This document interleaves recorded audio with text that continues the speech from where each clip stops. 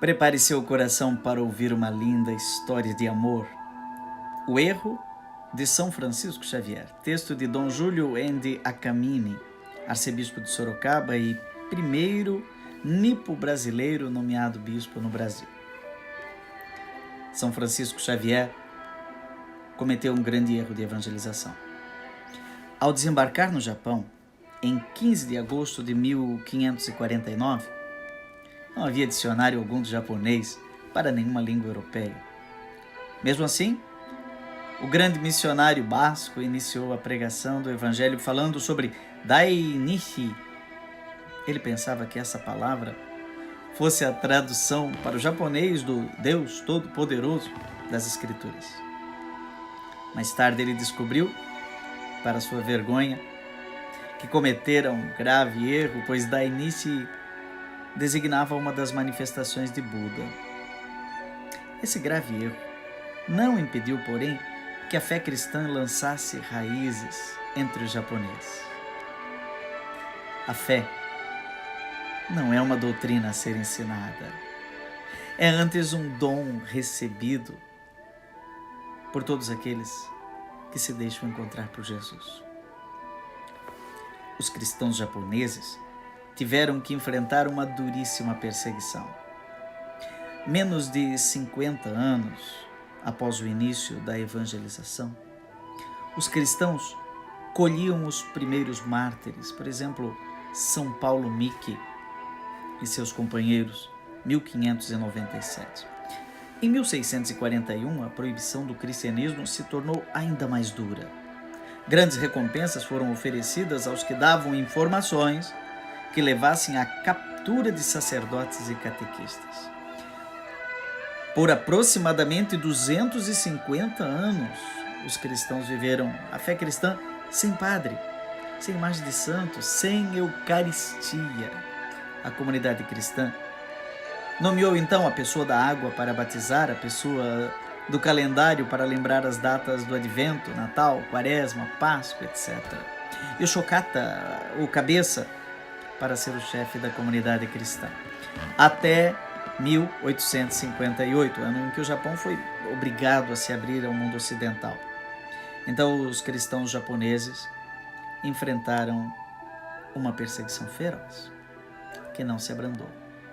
No dia 17 de março de 1865, depois de um ano da conclusão da Igreja de Oura, o padre Petitjean recebeu um grupo de mulheres disfarçadas de pescadoras.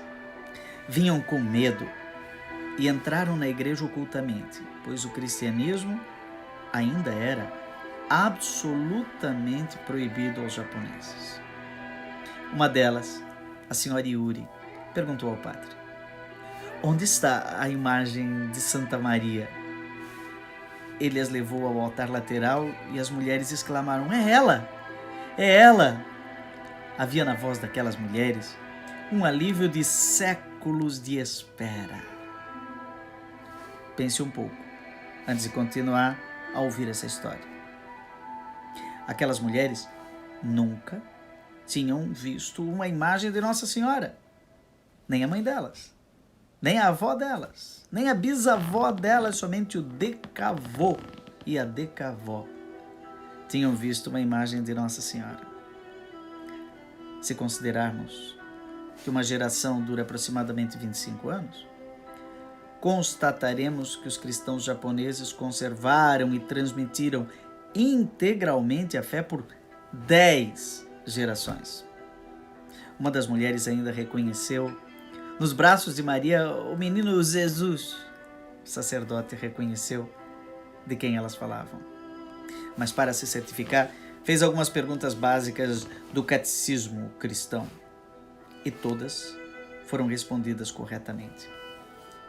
O padre então se disfarçou de agricultor e mesmo correndo muitos riscos para si mesmo e até para os cristãos japoneses, foi ao encontro da comunidade e celebrou a missa num estábulo, revestido com palha de arroz para proteger seus pés do esterco.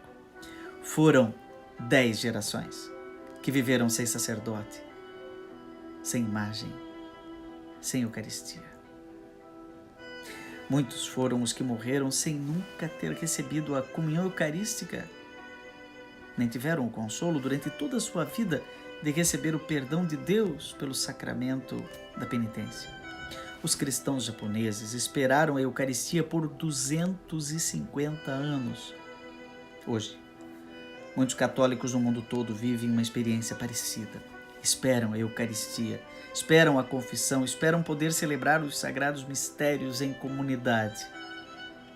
Eu acredito que essa experiência de ter que esperar a Eucaristia deve também nos chamar a atenção para tantos outros cristãos que, por causa da perseguição religiosa, são proibidos de manifestar publicamente sua fé em Jesus Cristo, ou que, por falta de padres, não podem participar da Eucaristia com frequência.